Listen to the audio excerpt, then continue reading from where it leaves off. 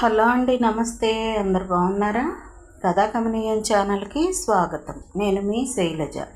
మనం పోల్కంపల్లి శాంతాదేవి గారు రచించిన ఈ చరిత్ర ఇంకెన్నాళ్ళు నవల చదువుకుంటున్నాం కదా. 4వ భాగంలో ఏం జరిగిందో చూద్దాం. ఇవాళ నీ కథకుండా వెళ్ళను పార్వతి అన్నాడు ఒకరోజు వచ్చిన మూర్తి. మాది అగ్నిసాక్షిగా జరిగిన పెళ్లి కాదు అని మొదలుపెట్టి అంతా చెప్పేసింది పార్వతి. పెళ్లికి ముందే ప్రేమలో పడి కాలు జారితే ఎంత ప్రమాదం దాపురిస్తుందో చెప్పడానికి నా జీవితం ఒక ఉదాహరణ. అగ్నిసాక్షిగా జరిగితే అతడంత తేలిగ్గా తెంపుకుపోయేవాడు కాదని నా ఉద్దేశం. గోపీనాథ్ బొమ్మలు గీసేవాడన్నావు కదూ? మూర్తి అడిగాడు. గోపీనాథ్ ఎస్ అని వ్రాసేవాడు. అతని అడ్రస్ నీ దగ్గరుందా? అడ్రస్ లేదు. అతని గుర్తు ఒకటి నా దగ్గర వదిలిపోయాడు. అతను వేసిన నా బొమ్మ, ఆ బొమ్మ నాకిమ్మని అడిగితే అది నా ప్రాణం అన్నాడు. అలాంటిది ఆ రోజు సామానంతా సర్దుకుని ఆ బొమ్మని మాత్రం ఆ ఖాళీ గదిలో వదిలేసి వెళ్ళిపోయాడు. ప్రేమించి దగ్గరికి చేర్చుకుని ఒక బిడ్డ తల్లిని చేసి నా గుర్తులేవి అతని జీవితంలో ఉండకుండా చెరిపివేసుకుని వెళ్ళిపోయాడు అన్నగారు. పార్వతి దుఃఖస్వరంతో అంది. ఆ బొమ్మ ఉంటే చూపెట్టు. ఉంది. ఆయన గుర్తుగా నాకు మిగిలింది అదొక్కటే కదా. పార్వతి వెళ్ళి బీరువా తెరిచి గోపీనాథ్ వేసిన బొమ్మ తీసుకువచ్చింది. చేతికి తీసుకుని చూశాడు మూర్తి. బొమ్మ అడుగున సంతకం చూసి, ఈ గోపీనాథ్ నాకు తెలుసు పార్వతి, ఆర్టిస్ట్ గోపీనాథ్. అతని వృత్తే బొమ్మలు వేయడం. టీచర్ అన్నావు అన్నాడు ఆశ్చర్యంగా. మా ఊరు నుండి వెళ్ళాక ట్రాన్స్ఫర్కు ప్రయత్నించాడని, కాకపోయేసరికి రాజీనామా చేశాడని తెలిసింది.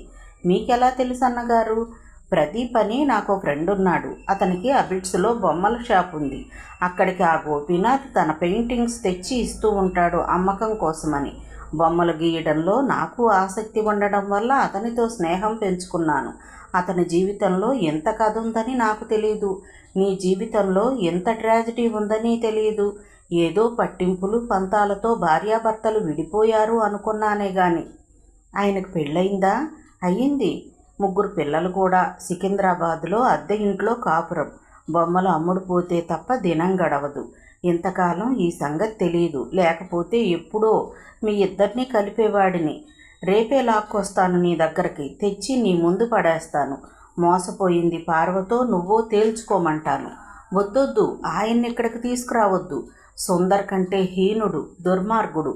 అండగా నిలవాల్సిన సమయంలో ఒంటరిని చేసి తన దారిని తాను పోయాడు. ప్రేమ కట్టివేయలేకపోయింది. పంచుకున్న సుఖం కూడా అడ్డుకోలేకపోయింది. చాలా నిర్దాక్షిణ్యంగా వదిలిపెట్టి వెళ్ళిపోయాడన్నగారు. నా గురించి, నా కూతురు గురించి పొరపాటును కూడా ఆయనకు చెప్పొద్దు. చెప్పనని దేవుడి మీద ఒట్టేసి చెప్పండి. అపార్థంతో దూరమయ్యాడు. అది అపార్థమని నేను నచ్చ చెప్తానుగా. ఉష కోసమైనా మీరు కలిసి ఉండటం అవసరం పార్వతి. ఉష కోసమా? ఉషకిప్పుడేం తక్కువైందని? నువ్వేమీ తక్కువ చేయలేదు. కానీ తండ్రి ప్రేమ లేని లోటు తీర్చలేవు కదా. వట్టి మనిషిని కాదని కాళ్ళు పట్టుకున్నాను. అయినా దులిపేసుకుని నిర్దాక్షిణ్యంగా వెళ్ళిపోయాడు. అలాంటి కసాయివాడి ప్రేమ నా కూతురికి అక్కర్లేదు. నువ్వు అక్కర్లేదంటే సరే, ఉష కూడా అక్కర్లేదంటుందేమో అడుగుదాం.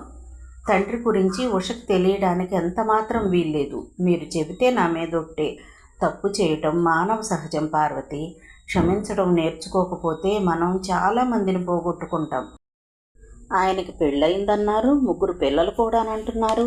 ఆయన్ని నా జీవితంలోకి ఆహ్వానించి నే పొందగలిగిందేమిటో చెప్పండి. అతని భార్య బిడ్డలతో నీకేంటి సంబంధం చెప్పు? అతని సంసారం అక్కడ ఉంటుంది, నీ సంసారం నీకుంటుంది. లోకం ప్రశ్నలకు జవాబుగా అతనుంటాడు నీకు. ఉషకి తండ్రి ప్రేమ దొరుకుతుంది. అతని ప్రేమంతా అతని బిడ్డలకు పనిచేసి ఉంటాడు. ఉషకేం దొరుకుతుంది? తన రక్తం అనగానే మమకారం అదే పెళ్ళుబికి వస్తుంది. తండ్రి ఎంతమందిని ప్రేమిస్తాడు అన్నది సిల్లి ప్రశ్న. మీరేం చెప్పినా అతన్ని తిరిగి ఆహ్వానించాలి అనిపించడం లేదు. ప్రస్తుతం అతనితో నాకే అవసరమూ కనిపించడం లేదు. భార్యాభర్తలు కలిసి జీవించటానికి అవసరమే కావాలా? మేము అందరిలాంటి భార్యాభర్తలం కాదు. అందరిలాంటి బంధము మాది కాదు. ప్రస్తుతానికి ఈ సంగతి వదిలేయండి అన్నగారు.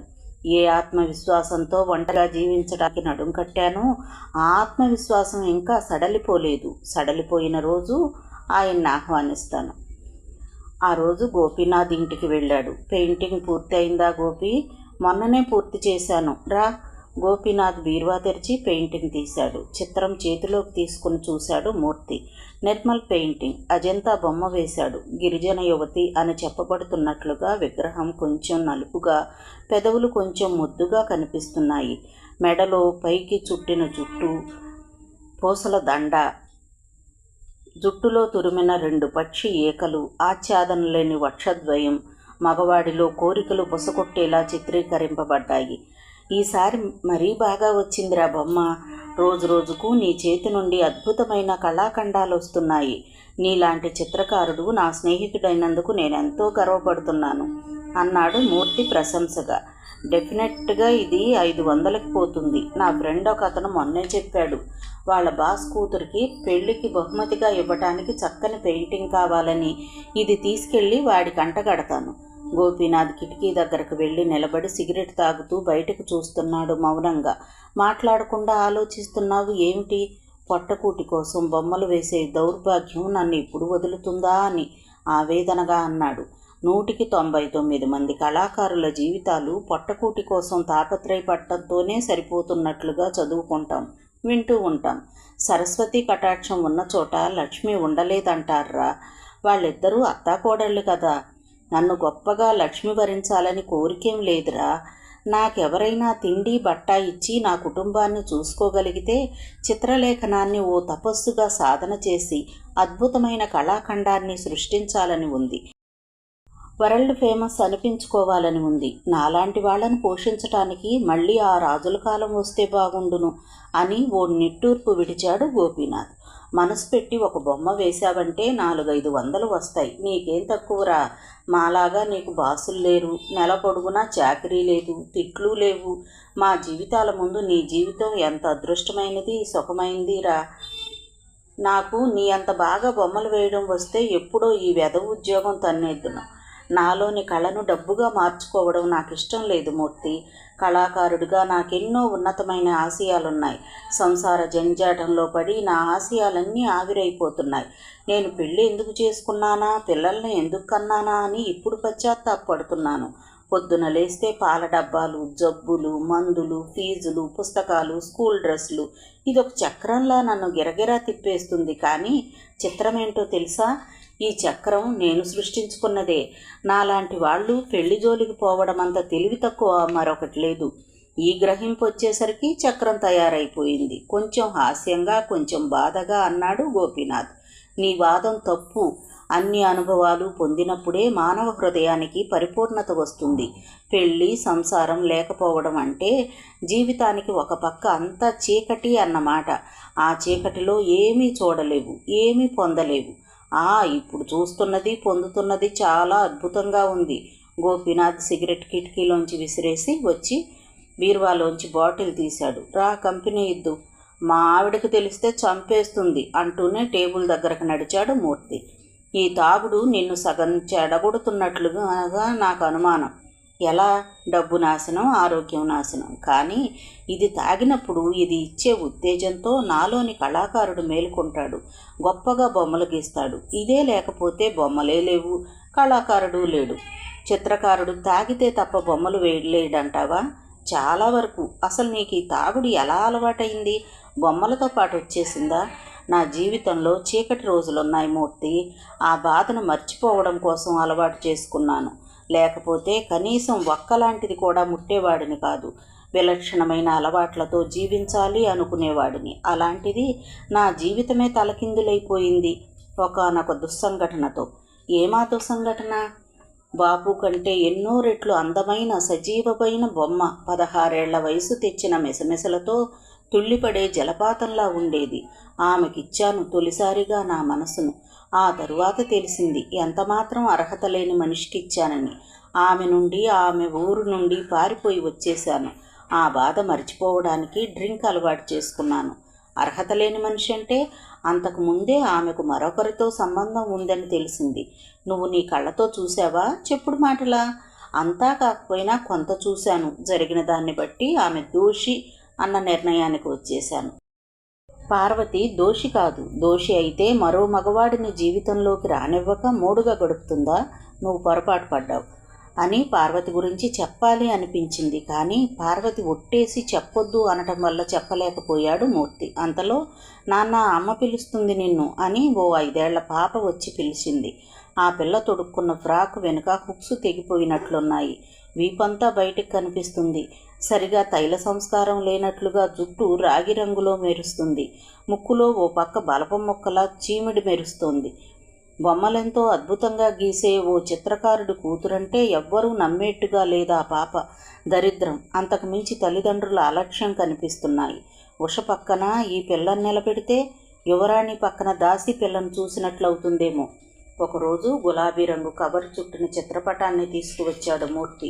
ఆ మాట ఈ మాట అయ్యాక ఏమిటిది అడిగింది పార్వతి. గోపీనాథ్ వేసిన చిత్రాలివి అని 2 అమ్మిపెట్టమని నాకిచ్చాడు. కళ పట్ల ఆరాధన ఉన్నవాళ్లు తప్ప వీటికి ఖరీదు కట్టి తీసుకోలేరు. ఏవి చూద్దాం. పటాలకు కట్టిన దారం కాగితం విప్పతీశాడు మూర్తి. చిత్రపటాలను అందుకుంటుంటే పార్వతి చేతులు కొద్దిగా వణికాయి. ఏదో తెలియని ఉద్వేగం మనసును ఊపివేయటం మొదలుపెట్టింది. 16 ఏళ్లు నిండని ఒక అమ్మాయి అప్పుడే స్నానం చేసి వస్తున్నట్లుగా ఉంది. తడి ఒంటికి ఆదరాబాదరా చీర చుట్టుకుంది. తడిసి తడవని చీరలోంచి ఆమె యవ్వనం సౌందర్యం కనిపించనట్లుగా చిత్రీకరించబడింది. పాలభాగంలో తడిసిన ముంగురుల నుండి నీరు బొట్లుగా రాలుతుంది. నిజంగా నీటి పొట్లు రాలుతున్నంత సహజంగా చిత్రీకరింపబడింది. 2వ చిత్రం గాలికి రెపరెపలాడుతున్న దీపాన్ని పమిట కొంగు చాటు చేసి పట్టుకుంది ఓ పడతి. ఆ దీపం వెలుతురు ఆ అమ్మాయి ముఖం మీద పడటం చాలా బాగా చిత్రీకరించబడింది. చెయ్యి తిరిగిన చిత్రకారుడి కుంచె నుండి వచ్చిన 2 గొప్ప చిత్రాలివి. అవి ఏ గోడలకు అలంకరిస్తే ఆ ఇంటి గొప్పతనం ఇట్టే పెరిగిపోతుంది. ఈ బొమ్మల్ని వేసిన చేతులే ఒకనాడు తన బొమ్మను చిత్రించాయి చాలా అద్భుతంగా. ఆ బొమ్మ కోసం తనని అభ్యంగన స్నానం చేసి చక్కగా తయారవమన్నాడు. గోపీనాథ్తో తన ప్రణయానుబంధపు రోజులు జ్ఞాపకం వచ్చేవి. పార్వతి కళ్ళ నిండా నీళ్లు వచ్చాయి. మనసులో అతడంటే ఎంత ప్రేమ దాచుకుని పైకి అంత విముఖత చూపుతున్నావెందుకమ్మా? ఒక్క మాట చెప్పావంటే మీ మధ్య సయోధ్య నేను కుదురుస్తాను అన్నాడు మూర్తి. పార్వతి చటుక్కున చీర కొంగుతో కళ్ళు తుడుచుకుంది. ఈ పటాలను ఇక్కడే ఉంచండి అన్నగారు. డబ్బు అన్నట్టుగా చూశాడు మూర్తి. డబ్బు నేనిస్తాను. పార్వతి లోపలికి వెళ్ళి డబ్బు తెచ్చింది. మూర్తి డబ్బు లెక్కపెట్టి ఈ 2 పటాలకు 500 చాలమ్మా అన్నాడు. ఎక్కువ ఉన్న 500ని తిరిగి ఇచ్చేయబోతు. ఉంచండి అన్నగారు. నిజానికి అవి ఖరీదు కట్టలేనివి. నిజం పార్వతి. గోపి చిత్రాలు ఖరీదు కట్టలేనివే. అతనికి వేరే సంపాదన ఆస్తో ఉంటే ఈ ఆర్ట్తో వ్యాపారం చేసేవాడు కాదు. బొమ్మలు అమ్ముకోవలసి వచ్చినందుకు అతను ఎప్పుడూ బాధపడుతూ ఉంటాడు. చిత్రలేఖనం ఒక తపస్సుగా అధ్యయనం చెయ్యాలని అతని కోరిక. అయితే అతని పరిస్థితులు అతని కోరికకు అనుగుణంగా లేవు. సంసారం అతని మెడకు బూదిబండగా తయారైంది. అందుకే మొన్న ఓ రోజు అన్నాడు, కళాకారులను పోషించే ఆ రాజుల కాలం మళ్ళీ వస్తే బాగుండునని. నువ్వు కొంచెం దయతో ఆశ్రయమిచ్చావంటే నీ నీడలో నిశ్చింతగా బొమ్మలు గీసుకుంటూ అపూర్వ కళాఖండాలను సృష్టిస్తూ ఉండిపోతాడు. ఎంత స్వార్థంగా ఉన్నాయన్నగారు మీ మాటలు. మగవాడికి సైట్ చేస్తూ మాట్లాడక ఏం చేస్తాడు అన్నట్లుగా ఉన్నాయి మీ మాటలు. నాకు అతని నీడ కావాలా? అతనికి నా నీడ కావాలా? ఆర్థికంగా నువ్వు అతనికి నీడనిస్తే సాంఘికంగా నీకు భద్రత చేస్తాడు అతను. ఒకరికి ఒకరు అన్నట్లుగా గడిపే జీవితంలో అనురాగం పెరుగుతుందే కానీ తరగదు పార్వతి. ఇంత అన్యాయం చేసిన అతనికి ఆశ్రయమిచ్చి అపూర్వ కళాఖండాలు చిత్రించే వసతి కల్పించాలి అంటారు. బాగుంది మీ సలహా. శుష్కహాసం చేసింది. నాలో రాగద్వేషాలు అంతరించిపోయినాడు. అలాగే ఆలోచిస్తాను మీ సలహా గురించి. ఉష బడి నుండి వచ్చింది. పార్వతి స్టూలు ఎక్కి గోడకి చిత్రపటాలు తగిలించడానికి మేకులు కొడుతుంది. ఎక్కడివి మమ్మీ? ఉష సంబరంగా అడిగింది. మూర్తి అంకుల్ తెచ్చాడమ్మా. నా చేతికి ఇవ్వు మమ్మీ, నేను చూశాక గోడకు తగిలిద్దువు. పార్వతి చిత్రపటాలు 2 కూతురికిచ్చింది. ఎంత బాగున్నాయి మమ్మీ. చిత్రాలను సంబరంగా చూస్తున్న ఉష కింద ఆర్టిస్ట్ పేరు చదివి షాక్ కొట్టినట్టుగా అయింది. గోపీనాథ్. ఎస్, డాడీ పేరుంది ఇక్కడ. డాడీ వేసిన బొమ్మలా ఇవి? మాట్లాడవెందుకు మమ్మీ, డాడీ వేసిన బొమ్మలే కదూ. మూర్తి అంకులకి డాడీ తెలుసా? పార్వతి ఉలిక్కి పడింది. ఇవి షాపులో అమ్ముతుంటే చూసి తీసుకువచ్చాడు మూర్తి అంకుల్. డాడీ గురించి అడిగితే షాప్ అతను చెప్పొచ్చు. మూర్తి అంకుల్కి చెప్పు డాడీ గురించి తెలుసుకోమని. అలాగే. డాడీ చాలా బాగా వేశాడు కదూ బొమ్మ. రేపు ఇవి తీసుకెళ్ళి మా బళ్ళో మేడంకి చూపెడతాను. ఇవి చూస్తే డాడీ ఎంత గొప్పవాడో వాళ్ళకి తెలుస్తుంది. ఇక నన్ను వెక్కిరించటం మానేస్తారు. బడికి పటాన్ని తీసుకెళ్తే వెక్కిరిస్తారు. డాడీ చిత్రాలన్నింటినీ సేకరించి మన ఇంట్లోనే ఓ ప్రదర్శన ఏర్పాటు చేద్దాం. అందరినీ పిలుద్దాం. డాడీ వచ్చేస్తే ఎంతో బాగుంటుంది మమ్మీ. నేను డాడీ దగ్గర బొమ్మలు గీయటం కూడా నేర్చుకుంటాను. కళ్ళు చిత్రంగా తిప్పింది ఉష. మమ్మీ, డాడీ ఎలా ఉంటారో నాకు కొంచెం చెప్పవు? కూతురు ముఖంలోకి చూడలేని దానిలా కిటికీ దగ్గరకు వెళ్ళి నిలబడి అవతల చెట్ల వంక చూడసాగింది పార్వతి. గోపీనాథ్ పొడవుగా, తెల్లగా, స్మార్ట్గా ఉండే అతని రూపం కళ్ళ ముందు మెదిలింది. చెయ్యి పక్కన పెట్టి చూసుకుంటే అతని చెయ్యి చాలా తెల్లగా, అతని తెలుపు పక్కన తను చాలా నల్లగా కనిపించేది. అంత అందమైన వాడి మనసు దోచేసినందుకు ఎంత గర్వపడింది తను. అంతా 3 నాళ్ల ముచ్చటగా గడిచిపోయింది. తలుచుకుంటే కలేమో అనిపిస్తుంది. కానీ కల కాదని చెప్పేందుకేమో ఉష తమ ప్రణయఫలంగా రూపుదిద్దుకుంది. చెప్పు మమ్మీ, డాడీ ఎలా ఉంటారు? ఫోటో ఉంటే చూపెట్టు మమ్మీ. ఉష తల్లి నడుం పట్టుకుని ఊపి వేయసాగింది. డాడీ తెల్లగా అందంగా ఉంటారమ్మా. నువ్వు మగపిల్లాడివై 25 ఏళ్ళు వస్తే ఎలా ఉంటావో అలా ఉంటారు డాడీ. నేను మగపిల్లాడినై 25 ఏళ్ళు వస్తే ఎలా ఉంటానబ్బా? ఉష ఆలోచనలో పడింది. పిచ్చి పిల్ల. డాడీ అంటే ఎంత అపురూపమైన భావన ఏర్పరచుకుంది. ఒక నిర్దోషిని నిందల పాలు చేసి వదిలేసిపోయిన నిర్దయుడని తెలిస్తే సుందర్ వ్యూహాన్ని ఛేదించి తనకు చేయూతగా నిలవాల్సిన సమయంలో తనను వదిలిపెట్టి తన దారిన తాను పారిపోయిన వట్టి సంకుచితుడు, హృదయహీనుడు. అంకుల్, నేను బొమ్మ వేశాను, చూస్తారా? చూపించమ్మా.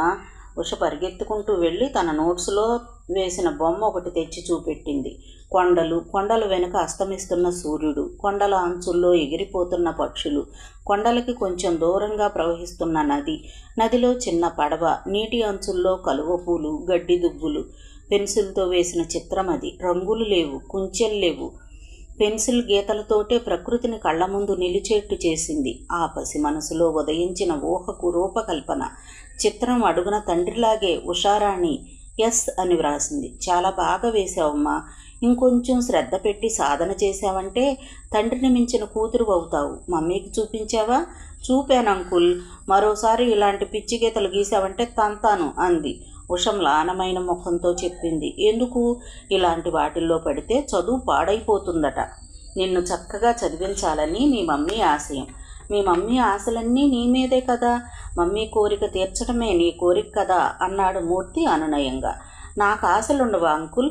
నాకు డాడీని చూడాలని కోరిక, డాడీలాగా బొమ్మలు గీయటం నేర్చుకోవాలని కోరిక. ఆల్చెప్పల్లాంటి ఆ పిల్ల కళ్ళల్లో గిర్రున నీళ్లు తిరిగాయి.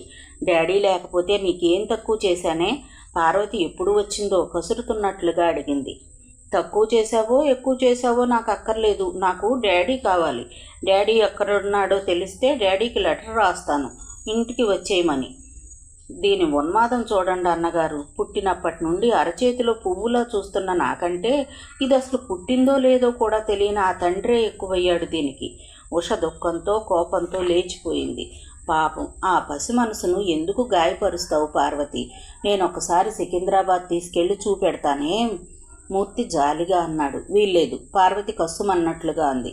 మమ్మల్ని కలపాలనే ఆలోచనే మర్చిపోండి అన్నగారు. ఆయన ముఖాన్ని నాకై నేను చూడలేను. ఉషని చూడనివ్వను. 10 ఏళ్లు పెంచాను తండ్రి లేకుండా. ఇంకో 10 ఏళ్లు పెంచానంటే పెళ్లి చేసి అత్తారింటికి పంపేస్తాను. ఈ సమాజాన్ని ఎదిరించి అవివాహితగా తల్లైనందుకు అంతటితో నా బాధ్యత తీరుతుంది. జ్ఞానం తెలియని ఈ 10 ఏళ్లు పెంచడంలో నీకు కష్టం కనిపించలేదు. జ్ఞానం తెలిసిన ఈ 10 ఏళ్లు పెంచడమే చాలా కష్టతరం. నీ గురించిన అపవాదులు ఈ పిల్ల చెవిలో పడుతూ ఉంటే, ఆ పిల్ల మనసులో విరోధ భావాలు చోటు చేసుకుంటే ఏమవుతుంది? నీ మాటలు లక్ష్య పెట్టకుండా మొండిగా తయారైనా నువ్వు ఆశ్చర్యపడక్కర్లేదు. అందుకని ఆ ద్రోహికి తల వంచనా? నువ్వు తప్ప నాకు గత్యంతరం లేదని కాళ్ళు పట్టుకోనా? ఎంత దుర్మార్గుడైనా, స్వార్థపరుడైనా, కుటిలుడైనా గెలుపు ఎప్పుడు మగవాడితే కావాలా? వీల్లేదన్నగారు. అతని ప్రమేయం లేకుండా నా కూతుర్ని చక్కగా తీర్చిదిద్దగలనన్న నమ్మకం, ధైర్యం నాకున్నాయి. తన పిల్లల కంటే చాలా ఉన్నతంగా తీర్చిదిద్ది ఎప్పుడో నా కూతుర్ని సగర్వంగా ఆయనకు చూపిస్తానన్నగారు. తన తప్పు తెలుసుకుని సిగ్గుపడేట్టు చేస్తాను. పార్వతి ఆవేశంగా అంది. ఆ విషయంలో సందేహం లేదు పార్వతి. ఆర్థిక దుస్థితి ఇప్పటికే అతని కుటుంబానికి చీడ పట్టినట్టుగా చేసింది. సరైన పోషణ లేక ఆ పిల్లలు గిడసబారిపోయారు. ఆ ఇల్లాలు ఇప్పుడు కృంగి కృషించిపోతున్నట్లుగా ఉంటుంది. తన పాపమై తనకు శాపమై ఉంటుంది గోపీనాథ్కు. ఉష పెంపకం విషయంలో పార్వతి చాలా జాగ్రత్తలు తీసుకుంటుందనడానికి ఒక ఉదాహరణ. ఎవరి వెంట వస్తున్నావు ఉష? ఆ పిల్ల రుక్మిణమ్మ కూతురు కదూ? అవును మమ్మీ, ఆ పిల్లతో స్నేహం పెంచుకోవద్దని చెప్పానా? తన క్లాస్లో చాలా క్లవర్ మమ్మీ. క్లవర్ అయితే కావచ్చు కానీ వాళ్ళింటి పద్ధతులు నాకు నచ్చవు. వాళ్ళమ్మ క్యారెక్టర్ కానీ నాన్న క్యారెక్టర్ కానీ చివరికి అన్న క్యారెక్టర్ కానీ మంచిది కాదు. అలాంటి వాళ్ళ స్నేహం మనకు వద్దు. మంచి స్నేహితులను వెతుక్కో. ఈ వయసులో స్నేహితుల ప్రభావం ఎక్కువగా ఉంటుంది మనసు మీద. కాబట్టి చాలా జాగ్రత్తగా ఉండాలి. ఉషకు తల్లి మాటలు రుచించినట్లుగా లేదు. ముఖం చిట్లించుకుని తన గదిలోకి వెళ్ళిపోయింది. అక్కడే ఉండి పార్వతి మాటలు విన్నాడు శ్రీధర్. డిసిప్లిన్లో పెంచడం మంచిదే కానీ మరీ ఇంతగా ఉండకూడదేమో పార్వతి. స్నేహితుల మధ్యనే వ్యక్తిత్వం వికసిస్తుంది. మానసికంగా ఆ పిల్ల గిడసబారిపోయేట్టుగా చెయ్యకు. అన్ని వైపుల నుండి నొక్కిపెట్టి. నేను కోరుకున్న రూపంలో ఉష తయారు కావాలంటే ఈ డిసిప్లిన్లో ఉంచక తప్పదు మామయ్య. నేను వేసిన తప్పటడిగే నా కూతురు వేయకూడదని, అలాంటి తప్పటడుగుకు ఎంతమాత్రం ఆస్కారం లేని ఉన్నత స్థితిలో పెంచాలని నా తాపత్రయం. ఆ వయసు వచ్చాక అలాంటి వాటికి ఆస్కారం కలిగినప్పుడు నీ డిసిప్లిన్ పెంపకం ఏమీ పనిచేయదు. నువ్వు తెలివైన పిల్లవు కాదా? నిన్ను మీ అమ్మ ఓ పద్ధతిలో పెంచలేదా? ఆ సమయం వచ్చేసరికి నీ తెలివి ఎందుకు పనికి రాకుండా పోయింది కదా. గతం జ్ఞాపకం వస్తే పార్వతి ముఖం మ్లానమైపోతుంది. అవును మామయ్య, నా తెలివి ఎందుకు పనికి రాకుండా పోయింది ఆ సమయంలో. అతని వ్యామోహంలో పడి చదువు మీద నాకున్న ఆపేక్ష కూడా అంతరించిపోయింది. ఒక మాయా ప్రపంచంలో పడిపోయినట్లుగా అయిపోయాను. అందుకే చెప్తున్నాను, ఉషను మరీ ప్రపంచమంటే తెలియకుండా దాని చుట్టూ గిరిగీసి పెంచొద్దు. దాని మంచి చెడ్డలు అది గ్రహించుకోగలిగినంత స్వేచ్ఛ ఇవ్వు. అంతా మంచివాళ్ల ప్రపంచమే కాదు, చెడ్డవాళ్ల ప్రపంచం కూడా ఉంటుందని, పై అంతస్తు వాళ్లే కాదు కింది తరగతి వాళ్ళు కూడా దానికి తెలిసి ఉండాలి. అప్పుడే లోకమంటే ఏమిటో తెలుస్తుంది. శ్రీధర్ రాత్రి 12 గంటలప్పుడు మెలకువ వచ్చి చూస్తే డ్రాయింగ్ రూమ్లో లైట్ వెలుగుతూ కనిపించింది. లైట్ తీయడం మర్చిపోయినట్లుంది పార్వతి అనుకుంటూ లైట్ తీద్దామని లేచి వచ్చాడు. అక్కడ సోఫాలో ఉష చదువుతూ కనిపించింది. ఇంకా పడుకోలేదేమిటి బేబీ? ఇంత రాత్రి వరకు చదివితే ఆరోగ్యం చెడిపోదు? ఏం చెడిపోదు తాతయ్య. అయితే ఫస్ట్ క్లాస్ తప్పదన్నమాట. బోర్డు ఫస్ట్ క్లాస్ ఎవరికి కావాలి? స్టేట్ ఫస్ట్ రావాలని నా తాపత్రయం. స్టేట్ ఫస్ట్ వస్తే ప్రజెంటేషన్ ఇస్తాను. ప్రజెంటేషనా? ఏమిస్తావు తాతయ్య? కారు. బొమ్మకారా తాతయ్య? నిజం కారే మనవరాలా అన్నట్లుగా ఉష ఇంటర్ స్టేట్ ఫస్ట్ వచ్చింది. చిన్న అందమైన కారు కొని ప్రజెంట్ చేసి తన మాట నిలుపుకున్నాడు శ్రీధర్. ఉష బీఎస్సీలో చేరడము, పార్వతికి ప్రమోషన్ వచ్చి హెడ్ మిస్ట్రెస్ అవ్వడము ఒకేసారి జరిగాయి. చిన్న కారు, చిన్న మేడ, ఇంట్లో ఒకరిద్దరు నౌకర్లు, తనకి హోదాగల ఉద్యోగం. పార్వతి ఇప్పుడు మంచి అంతస్తుకు చేరుకోగలిగింది. ఆదాయపు పన్ను నుండి తప్పించుకోవడం కోసం తనకున్న ఒక ఫ్యాక్టరీ, 2 సినిమా హాళ్లు పార్వతి పేరు మీద రాశాడు శ్రీధర్. ఒకరోజు కాలేజీలో స్నేహితురాలు శోభతో నడుస్తున్న ఉషను నరేష్ అనే స్టూడెంట్ రాసుకునిస్తాను, మీ ఇంగ్లీష్ నోట్స్ ఇవ్వండి ఉషారాణి అని అడిగాడు. సారీ, ఇంటి దగ్గర ఉంది ఇంగ్లీష్ నోట్స్, రేపు తెచ్చిస్తాను. తప్పకుండా తెస్తారు కదూ అని స్నేహితులతో కలిసి ముందుకు వెళ్ళిపోయాడు. ఏంటి విడ్డూరం? కథలో సినిమాల్లో హీరోయిన్నే హీరోని అడుగుతుంది, ఎక్స్క్యూజ్ మీ, కొంచెం మీ నోట్స్ ఇస్తారా, రాసుకొని జాగ్రత్తగా ఇచ్చేస్తాను అని. ఇక్కడ తల్లకిందులుగా నడిచిందేమిటి కదా అని ఉష భుజం పొడిచింది శోభ. అంటే ఆడపిల్లలే తమకంటే బాగా చదువుతారన్న నిజాన్ని ఈ ప్రబుద్ధులు గ్రహించారన్నమాట అని వివరణ ఇచ్చి, అవును నేను హీరోయిన్ను, అతను హీరో ఎప్పుడయ్యాడు అని అడిగింది చురుగ్గా. అతని చూపులెప్పుడూ నీ మీదే. నువ్వు కనపడగానే అతని కళ్ళల్లో మెర్క్యూరీ దీపాలు వెలుగుతాయి, ముఖం మతాబులా వెలిగిపోతుంది. అతని చూపులెప్పుడూ నిన్ను బాధ పెట్టినట్టు అనిపించకపోవడం వల్ల నీకు అతనంటే చెంపకి చెయ్యడ్డు పెట్టుకుంటూ అంది. ఏం కొట్టంలే, చెయ్యి తీయి చెంప మీద నుండి. ఉష నవ్వింది. అందమైన మనిషో పువ్వో చిత్రమో ఏదైనా మనకు చూడాలనిపిస్తాయి. మగపిల్లలకి ఏ కాస్త అందమున్నా ఆడపిల్లలనైనా చూడడం అంటే ఇష్టం. చూడని అనుకుంటాను. చూసినంత మాత్రాన అరిగిపోతామా తరిగిపోతామా? చూడకూడదు మగవాళ్ళు అనుకుంటే మన ముఖానికి పరదా వేసుకురావడం ఉత్తమం కదా. వీళ్ళు చూసూరుకుంటే బాగానే ఉంటుంది, వెనుక ఎన్ని వెకిలి వేషాలు. అది మనం ఇచ్చే చొరవను బట్టి, మన ప్రవర్తన బట్టి ఉంటుంది. మనం వెకిలి వేషాలు వేస్తే దానికి 2 వాళ్ళు చేస్తారు. మనం గంభీరంగా ఇక్కడికి వచ్చింది చదువు కోసమే అన్నట్లుగా ఉంటే వాళ్ళకి మనల్ని గౌరవించడం తెలుసునని నా నమ్మకం. మన ప్రవర్తనతో సంబంధం లేకుండా వాళ్ళు క్షుద్రత్వం ప్రదర్శించారంటే అలాంటి క్షుద్రులు ఈ కాలేజీలోనే కాదు ప్రపంచమంతా ఉన్నారని సరిపెట్టుకోవాలి. రజని వీళ్ళ బాధ పడలేక కాలేజీయే మానేస్తానంటుంది. రజని చీరకట్టు, నడక, స్టైల్ చాలా సెక్సీగా ఉండదు. ఉన్న అందాలను ఎక్కడ దాచుకోమంటావు మరి? ఆడపిల్లలకు దాచుకోవడం తెలియకపోతే దోచుకోవడానికి దొంగలు తయారవుతారు మరీ అని సాగదీస్తూ నవ్వింది ఉష. వారం రోజుల తర్వాత నరేష్ నోట్స్ రాసుకుని తిరిగిచ్చేశాడు. నరేష్ ఏం పుణ్యం చేసుకు పుట్టాడు? మాకు ఇవ్వండి ఉషారాణి, మీ నోట్స్ రాసుకొని ఇస్తాం. ఉష పక్క నడుస్తూ అడిగాడు రామరాజు అనే స్టూడెంట్. ఇవ్వడానికి నాకేం అభ్యంతరం లేదు, కానీ మొన్న 3 రోజులు నరేష్ తన దగ్గర పెట్టుకుని ఇచ్చాడు. నేను ఇంకా నోట్స్ రాయాలి, ప్రిపేర్ అవ్వాలి.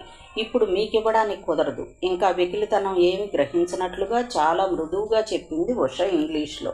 మాకెందుకు ఇస్తారులేండి, ఆ నరేష్ అయితే ఇస్తారు. ఆ నరేష్ నాకు చుట్టమా, మీరు కాదా?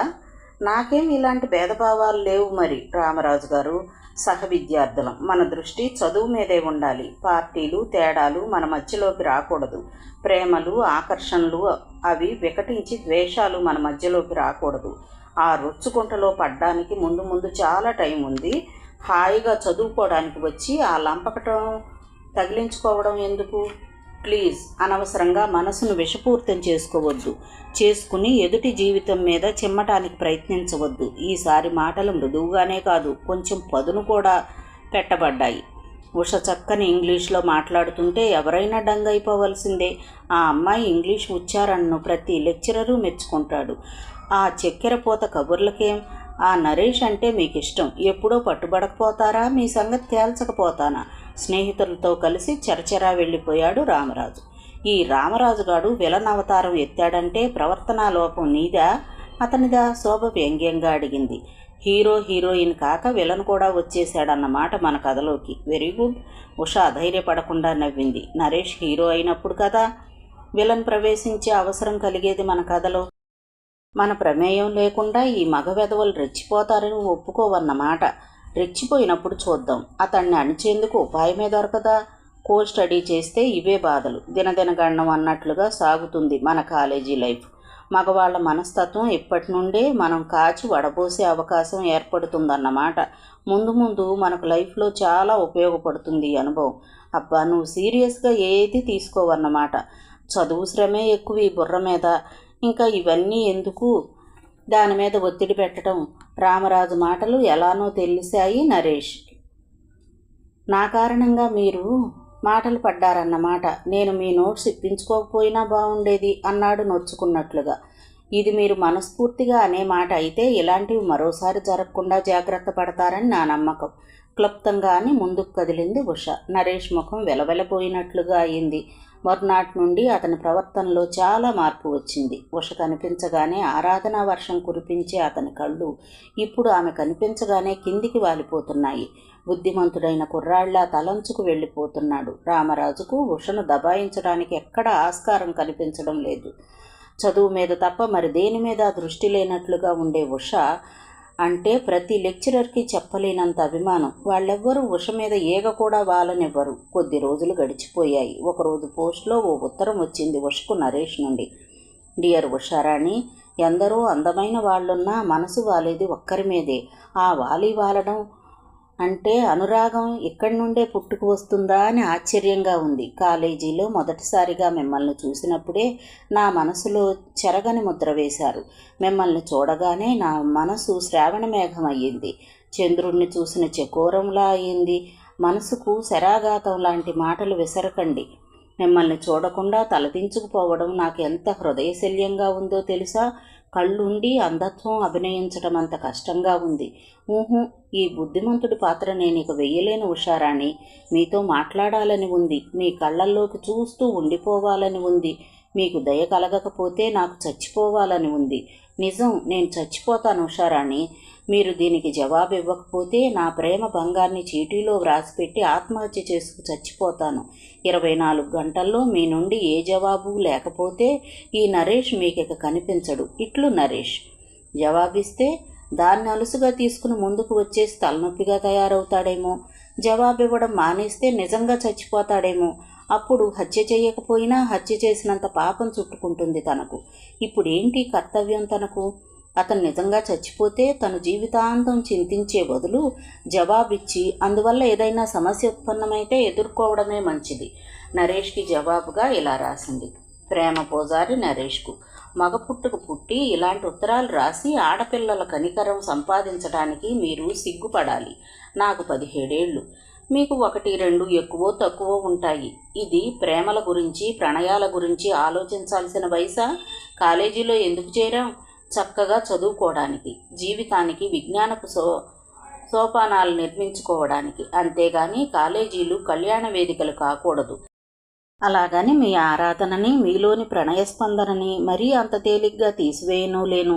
మీ ప్రేమలో గట్టిదనం ఎంతుందో నేను పరీక్షిస్తాను. రిజల్ట్ కోసం మనం కాలేజీ వదిలేదాకా ఆగాలి. ఉత్తమ విద్యార్థి అవార్డు నా చేత అందుకోవాలి. గోల్డ్ మెడల్స్ కోసం పోటీ పడాలి. అప్పుడు ఆలోచిస్తాను మీ గురించి. ప్రేమ పైత్యం ప్రదర్శిస్తే, ఇలా ఉత్తరాలు రాస్తే మీరు పరీక్షలో ఫెయిల్ అయినట్లేనన్నమాట. అప్పుడు చేజేతులా ప్రణయ ఫలాన్ని చేజార్చుకున్న వారు కాగలరు. దానికి నా బాధ్యత లేదు. నా పరీక్షకు మీరు నిలబడితే మిమ్మల్ని ఒక కంట గమనిస్తున్నానని మర్చిపోకండి. ఉంటాను. ఇట్లు ఉషారాణి. నరేష్కి ఇదొక కఠినమైన పరీక్ష అనే అనిపించింది. అతనికి చదువు మీద పెద్దగా ఇంట్రెస్ట్ లేదు. అతని తల్లిదండ్రులు అంతగా పట్టలేదు కొడుకు గొప్ప గొప్ప చదువులు చదవాలని. ఎందుకంటే వాళ్లకు రోజుకు లక్షల మీద నడిచే వ్యాపారాలున్నాయి. ఇంటర్ అయిపోగానే బిజినెస్ చూసుకోమని అన్నాడు తండ్రి. కనీసం పేరు చివర ఒక డిగ్రీ అయినా లేకపోతే ఎలా అని నరేష్ బీఎస్సీలో చేరాడు. ఏదో ఆ డిగ్రీ అయిందనిపిస్తే చాలన్న ఉద్దేశంలో ఉన్నాడు. గోల్డ్ మెడల్ కోసం పోటీ పడ్డం అంటే మాటల రేగింబవళ్ళు ఓ తపస్సులాగా చదవాలి. ఉషమెప్పు పొందాలంటే ఇక చదవక తప్పదు. నరేష్ చదవడం మొదలుపెట్టాడు. శ్రమకు తగిన గుర్తింపు తప్పకుండా ఉంది అన్నట్లుగా చురుకైన విద్యార్థిగా లెక్చరర్స్ దృష్టిలో పడ్డాడు. కొద్ది రోజుల్లోనే సహ విద్యార్థుల్లో కూడా ఒక గుర్తింపుని ప్రత్యేకతను పొందగలిగాడు. చదువుతో పాటు ఆటల్లోనూ పాటల్లోనూ చర్చా కార్యక్రమాల్లోనూ చురుగ్గా పాల్గొంటున్నాడు. ఉష కంటి చివరల నుండి ఒక మెరుపులా జార విడిచే ప్రశంసలను జాగ్రత్తగా అందుకుంటున్నాడు. రెట్టించిన ఉత్సాహంతో ముందుకు సాగుతున్నాడు. ఆ రోజు కాలేజీలో చర్చా కార్యక్రమం నడుస్తుంది. విషయం జీవితం పురుషుడికి వరమా స్త్రీకి వరమా అనే దాని మీద. జీవితం స్త్రీకి శాపమని వాదిస్తుంది ఉష. ఆడపిల్ల పుట్టిందనగానే తల్లి నిశ్శబ్దంగా ఓ నిట్టూర్పు విడుస్తుంది. ఎందుకు తనలాంటి కష్టాలే ఆ పిల్లకి వస్తాయని, ఈ పురుషాధిక్య సమాజంలో తనలాగే బానిస బతకాలి కదా అని. ఏ 5-6 ఏళ్ళో అమాయకంగా ఆటపాటల్లో గడిచిపోతుంది జీవితం. ఆ తరువాత ప్రారంభమవుతాయి కష్టాలు. ఆలుదిద్దటంతో పాటు అమ్మకి చిన్న చిన్న పనులు చేసి పెట్టడంతో యుక్త వయసు వచ్చాక అసలు కష్టాలు అప్పుడు ఆరంభమవుతాయి. పెళ్లి కాస్త ఆలస్యమైతే ఇంకెప్పుడు చేస్తారు పెళ్ళి అంటూ అమ్మలక్కల పొడుపులు. పెళ్లి కావడానికి కట్నం సమస్య. అష్టకష్టాలు పడి కట్నాలు లాంఛనాలు సవరించిచ్చి చేశాక ఇస్తామన్నవి సరిగ్గా ఇవ్వలేదనో, ఇంకా ఏవో పట్టుకురాలేదనో అత్తమామల సాధింపులు. ఫలితం కోడళ్ల హత్యలు, ఆత్మహత్యలు. ఇదివరలో ఆడపిల్ల చదువుకోకపోతే పెద్దగా పట్టింపు ఉండేది కాదు. కాస్త పని పాట వంట వార్పు వస్తే చాలు అనుకునేవాళ్ళు. ఇప్పుడు ఆ అర్హతలతో పాటు అదనంగా డిగ్రీలు కూడా కావాలంటున్నారు. అవసరమైతే ఉద్యోగం చేసే భార్యలు కావాలంటున్నారు. అంటే ఇంట్లో చేసే చాకరీ చాలదన్నమాట. బయట చాకరీ చేసి కూడా వేణ్ణెలకు చన్నీళ్లుగా అన్నట్లు సంపాదించాలి.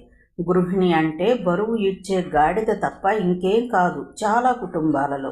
సంపాదన లేని ఆడది ఎలాగూ మగవాడి మీద ఆధారపడుతుంది. సంపాదన ఉండి ఒక 10 పైసలు ఖర్చు పెట్టుకోవాలన్నా మగాడి పర్మిషన్ కావాలి.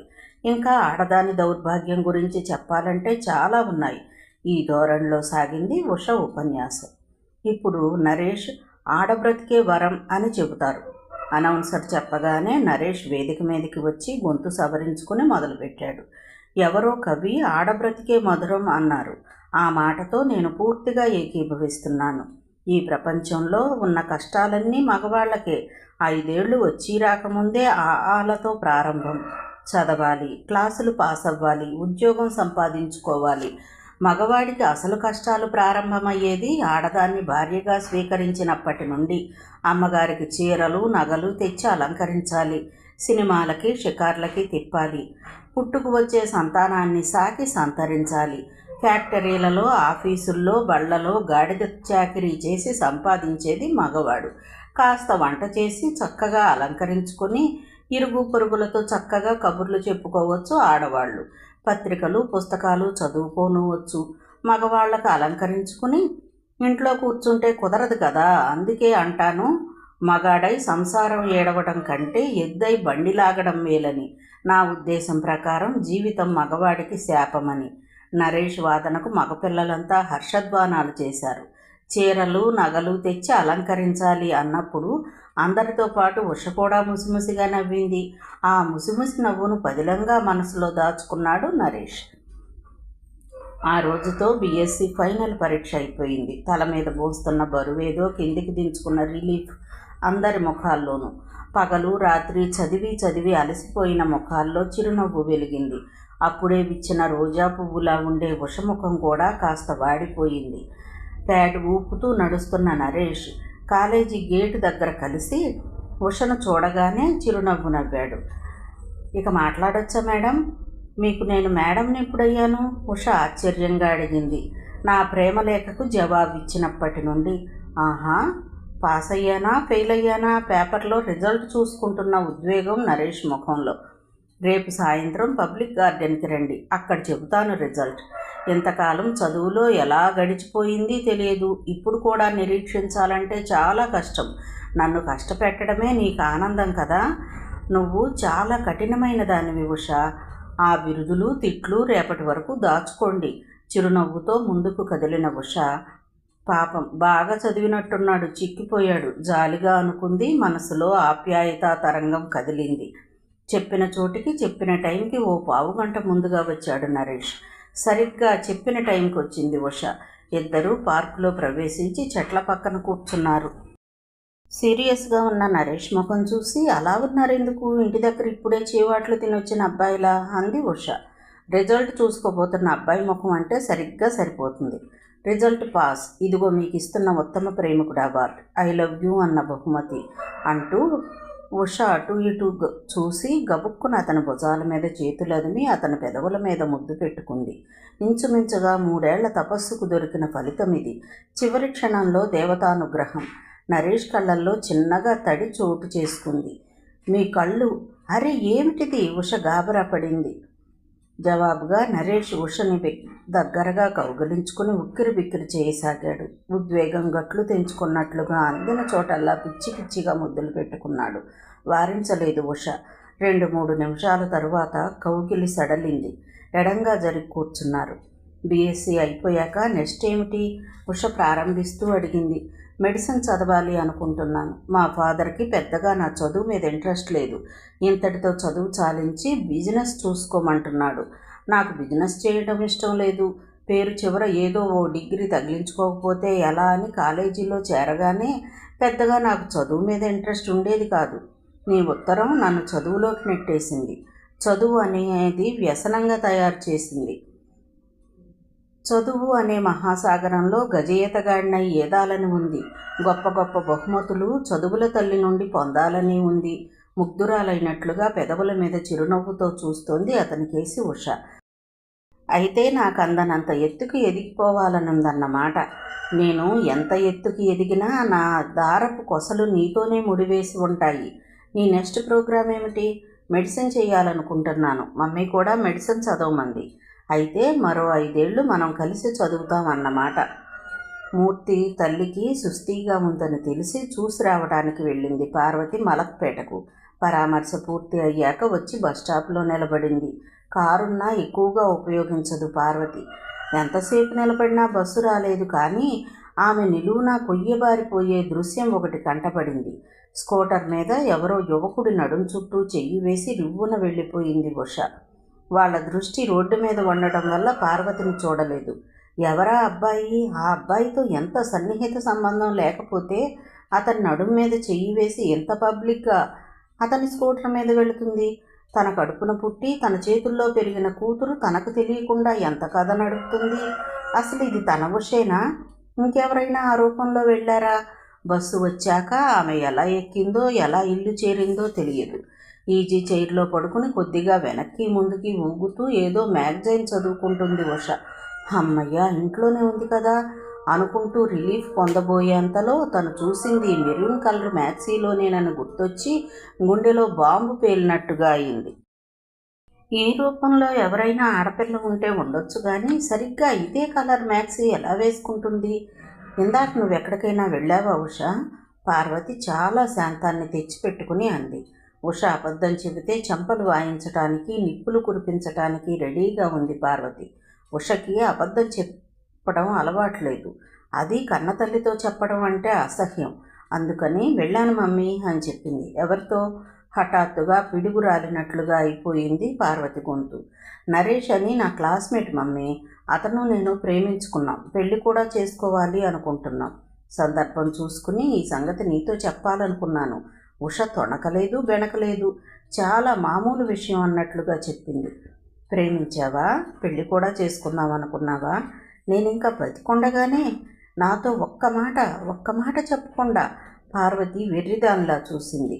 ఆమె స్వరంలో ఆవేదన, ఆశ్చర్యం పోటీ పడ్డాయి. చెప్పకుండా ఎలా చేసుకుంటాననుకున్నావు మమ్మీ? ఉష కుర్చీలోంచి లేచి వచ్చి తల్లి మెడ చుట్టూ చేతులు చుట్టింది. నాకున్న ఒకే ఒక దిక్కువి, బంధువువి, తల్లివి, స్నేహితురాలివి, హితురాలివి. నీకు చెప్పకుండా, నీ అంగీకారం లేకుండా నేను పెళ్లి చేసుకోవడమా? ఎంత నింద వేశావు మమ్మీ! పార్వతి కూతురు చేతులు విడదీసి విదిలించి వేసింది. కోపంతో ఊగిపోయింది. లయలు చాల్లే, ఈ గుండెల్లో అగ్నిపర్వతాలు పేలిపోతున్నాయే. ఏమీ జరగనట్టుగా ఎంత అమాయకత నటిస్తున్నావు? ఇంత గొప్ప నటివి ఎప్పుడయ్యావు నువ్వు? నాకు తెలియదే. ఉష కొద్దిగా నొచ్చుకుంటున్నట్లుగా అయింది తల్లి మాటలకు. ఇప్పుడు నేనేం నటించాను? ఆ నరేష్ ఎవరో నాకు తెలియదన్నానా? నేను అసలు ఇంట్లో నుండి బయటకు కదలలేదని బుకాయించానా? ఉన్నది ఉన్నట్టుగా చెబితే నువ్వు దీనికి నటన అని పేరు పెడితే ఎలా మమ్మీ? నువ్వు చెప్పింది చిన్న విషయం కాదే. ఈ గుండెను పేల్చి నిమిషంలో ప్రాణం తీసేది. అది పిడుగులాంటి వార్త. కానీ నువ్వెంత మామూలు విషయం అన్నట్లుగా చెప్తున్నావు. ఇవాళ కాకపోతే రేపైనా నీ కూతురికి పెళ్లి చేయవా మమ్మీ? ఆ అల్లుడు కోసం నువ్వు నానా శ్రమ పడకుండా నేను రెడీగా ఉంచాను. కాకపోతే మా పెళ్ళి 5 ఏళ్ల తరువాత మెడిసిన్ పూర్తి చేశాక అనుకున్నాం. అంతవరకు మా మధ్య ఉండేది కేవలం ఫ్రెండ్షిప్ మాత్రమే. ఈ మగవాళ్ళు ఇలాగే నమ్మిస్తారే తల్లి. నా పోలికే నీకు వస్తుందని ముందుగా ఊహించి ఉంటే ఆనాడు నువ్వు పుట్టగానే నీ గొంతు నొక్కేసి ఉండేదాన్ని. మమ్మీ తల్లి మాటకు షాక్ తిన్నట్టుగా చూసింది. నువ్వు పెళ్లి కాని తల్లికి పుట్టావే. చివరికి నువ్వు కూడా పెళ్లి కాని తల్లివి అయ్యేట్టున్నావు. గుండెలో బాధ సుడి తిరుగుతున్నట్లుగా గుండె మీద రాసుకుంటూ ఉన్న చోటే కుప్పగా కూలిపోయింది పార్వతి. ఏమిటి మమ్మీ, ఏమైంది? నీకింత బాధ కలుగుతుందని తెలిస్తే నేను అసలు నరేష్ని కంటితోనైనా చూడను. Promise mummy. అతన్ని కల్లో కూడా తలుచుకోను. తల్లిని గాబరాగా పట్టుకుని గద్గదికంగా అంది ఉష. ముందు చెప్పు, మీ స్నేహం ఎంతవరకు వచ్చింది? 2 సార్లు పార్కులో కలుసుకున్నాం. ఒకసారి సినిమాకి వెళ్ళాం. కలుసుకుని ఏం చేశారు? ముద్దు పెట్టుకున్నారా? కౌగిలించుకున్నారా? అంతకంటే ముందుకు వెళ్ళారా? తల్లి ప్రశ్నలు కొరడాతో కొట్టినట్టుగా ఉష ముఖం రాగంజితమైంది. ఐ లవ్ యూ అని నేనే నరేష్ను ముద్దు పెట్టుకున్నాను, అంతే. పెళ్ళయ్యే వరకు ఎవరి హద్దుల్లో వాళ్ళం ఉండాలి అనుకుంటున్నాం. పిచ్చి సన్నాసివి. ఆ హద్దు నీకు తెలియకుండానే చెరిపివేస్తుందే నీ వయసు. పార్వతి వేదాంతిలా నవ్వింది.